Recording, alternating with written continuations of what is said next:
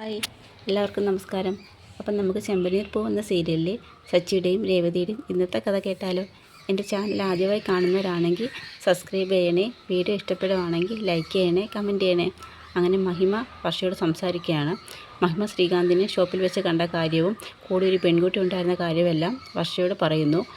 ആ കുട്ടി ആരാന്ന് ചോദിച്ചപ്പോൾ അവൻ്റെ ഹോട്ടൽ ഓണറുടെ മകളാണെന്നാണ് തോന്നുന്നത്. അത് ശരിയല്ല, മറ്റൊരു പെൺകുട്ടിയായിട്ട് അവൻ പർച്ചേസ് ചെയ്യാൻ പോകുന്നത്. ഹോട്ടലിലേക്ക് വേണ്ട സാധനങ്ങളൊക്കെ അവനാണോ പർച്ചേസ് ചെയ്യാൻ പോകേണ്ടതെന്നൊക്കെ പറയും. അതിനെന്താ അമ്മേ കുഴപ്പം? അവൻ അവിടുത്തെ ഒരു എംപ്ലോയി ഇല്ലേ, അപ്പം എന്തെങ്കിലും സാധനങ്ങൾ പർച്ചേസ് ചെയ്യാൻ വരുന്നതിന് എന്താ കുഴപ്പമെന്ന് ചോദിക്കും. അങ്ങനെ അവരുടെ കാര്യം പറഞ്ഞ് അവർ തമ്മിൽ സംസാരിച്ച് തെറ്റുന്നുണ്ട്. അവിടെ നീ സൂക്ഷിക്കണം പക്ഷേ എന്നൊക്കെ പറയും. അമ്മയൊന്നും പറയേണ്ട, ശ്രീകാന്തിനെ എനിക്കറിയാം, ശ്രീകാന്തിൻ്റെ ഭാഗത്തുനിന്ന് ഒരു തരത്തിലുള്ള മിസ്റ്റേക്കും ഉണ്ടാവത്തില്ല, അമ്മ തൽക്കാലം പോകുന്നു പറയും. അതിനുശേഷം വർഷ വീട്ടിൽ വരുന്നുണ്ട്. വർഷ വീട്ടിൽ വരുമ്പോൾ ശ്രീകാന്ത് ചെവിയിൽ നെക്ക് ബാൻഡൊക്കെ വെച്ച് പാട്ട് കേൾക്കുവാണ്. പാട്ട് കേൾക്കുമ്പോൾ വർഷ ചോദിക്കും, എന്താ നിനക്ക് പതിവില്ലാതെ എന്നൊരു പാട്ട് കേട്ടൊക്കെ? ഒന്നുമില്ല വർഷേ, ഞാനും പ്രിയ മേഡവും കൂടി ഇന്ന് പർച്ചേസിന് പോയിരുന്നു, അപ്പോൾ കാറിൽ വെച്ചൊരു പാട്ടിട്ടത്, ആ പാട്ട് ഞാനിന്ന് കേട്ടയാന്ന് പറയാം. ഞങ്ങൾ ഷോപ്പിൽ വെച്ച് ആൻറ്റിയെ കണ്ടിരുന്നു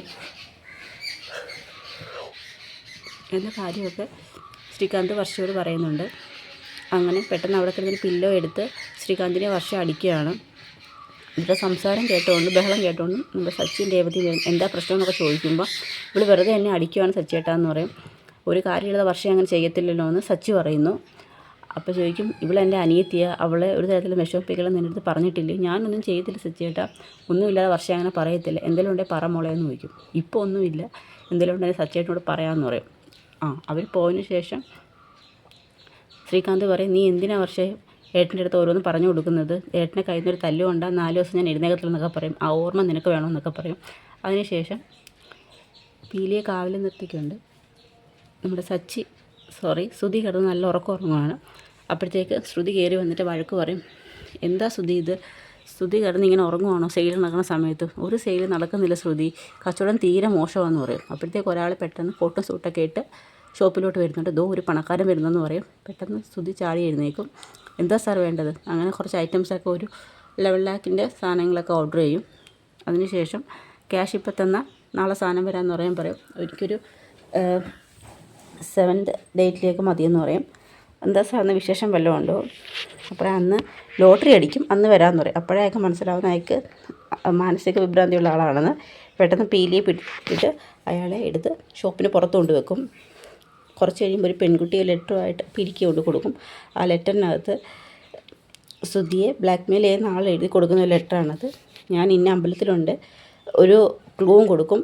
ആ ഷർട്ടിട്ട് ഞാൻ അവിടെ ഇരിപ്പുണ്ട്, അവിടെ വന്നാൽ എന്നെ നിനക്ക് കാണാമെന്ന് പറയും. പെട്ടെന്ന് ശ്രുതിയെയും പീലിയെയും കൂട്ടിക്കൊണ്ട് ശ്രുതി അമ്പലത്തിലോട്ട് വരുന്നുണ്ട്. അമ്പലത്തിൽ വരുന്ന സമയത്ത് പീലിക്ക് കാറിൽ നിന്ന് ഇറങ്ങാൻ വയ്യ. അങ്ങനെ രണ്ടുപേരും കൂടി ബലമായിട്ട് പിടിച്ച് കാറിന് പുറത്തിറക്കും. അവിടെ ചെല്ലുമ്പോഴത്തേക്ക് ആരെയും കാണത്തില്ല. കുറച്ച് കഴിഞ്ഞ് ഇങ്ങനെ ഒരു റൗണ്ട് കറങ്ങി നോക്കുമ്പോഴത്തേക്ക് അവിടെ ഒരു സ്വാമി ഇങ്ങനെ ഇരിക്കുന്നു. സ്വാമിക്ക് കുറേ പേര് ദക്ഷിണയെ കൊടുക്കുന്നുണ്ട്. ശ്രുതിക്ക് പെട്ടെന്ന് ആളെ കാണുമ്പോഴേ മനസ്സിലാവും ഇത് നവീൻദാസ് ആണെന്ന്, വേഷം മാറി അവൻ ഇരിക്കുമെന്ന് മനസ്സിലാവും. അപ്പോഴത്തേക്ക് ഈ നവീൻദാസിനെ കണ്ട് ശ്രുതി നോക്കി നിൽക്കുന്നുണ്ട്. അപ്പോഴത്തേക്ക് ശ്രുതി വന്നിട്ട് പറയും, എന്താ ശ്രുതി?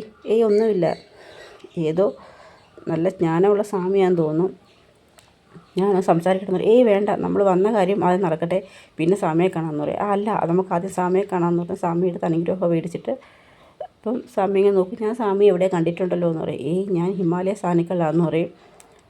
അപ്പോഴത്തേക്ക് ഇത് താങ്കളുടെ ഭാര്യയാണോ എന്ന് ചോദിക്കും. അപ്പോഴത്തേക്ക് ശ്രുതിയെ നോക്കിക്കൊണ്ട് നവീൻദാസ് കള്ളവേഷത്തിൽ ഇരിക്കുന്ന സ്വാമിയായിട്ട് ഇരിക്കുവാണ്. അപ്പം നവീൻദാസ് വിളിക്കുന്നുണ്ട്, കല്യാണി കല്യാണി എന്ന് 2-3 തവണ വിളിക്കുന്നുണ്ട്. അപ്പം അവിടെയാണ് നമ്മുടെ കഥ അവസാനിക്കുന്നത്. അപ്പോൾ അവിടെ വെച്ച് നവീൻദാസിനെ ശ്രുതി പിടിക്കപ്പെടുമോ, അതോ കല്യാണിയാണ് ശ്രുതി എന്നുള്ള കാര്യം നവീൻദാസ് വ്യക്തമാക്കുമോ? ഇതൊക്കെ നമുക്ക് ഇനി വരും ദിവസങ്ങൾ അറിയാൻ പറ്റും. അപ്പോൾ എല്ലാവർക്കും കഥ ഇഷ്ടമായ കേൾക്കണം, സപ്പോർട്ട് ചെയ്യണം. എല്ലാവർക്കും ഒരു ശുഭദിനം നേരുന്നു. നന്ദി.